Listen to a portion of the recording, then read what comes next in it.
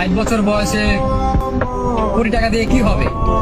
যদি 18 বছর বয়সের সবগুলো পূর্ণ করতে না পারি কি হবে? শেষ মুহূর্তে 100 কোটি টাকা কামিয়ে কি হবে? তখন তো আর বেঁচেই থাকবো না।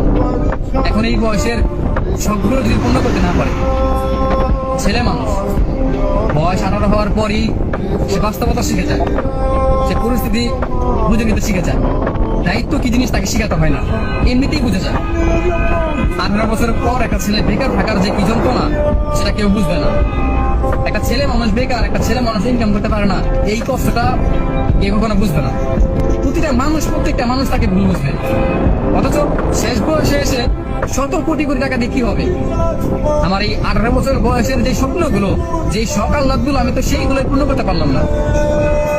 জীবন তো 18 বছর এসেই থেমে গেছে। মনে হয় না যে সামনে ভালো কিছু হবে। তারপর নতুন করে স্বপ্ন দেখি যে জীবনে ভালো কিছু করব।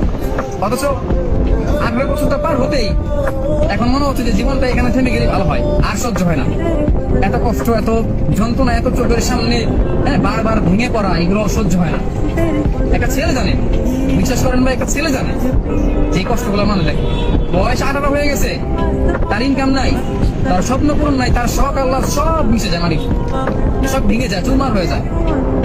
এখানে তার কত কিছু হয়। আর একটা 18 বছর পর একটা ছেলে মানুষ, বিশেষ করে তার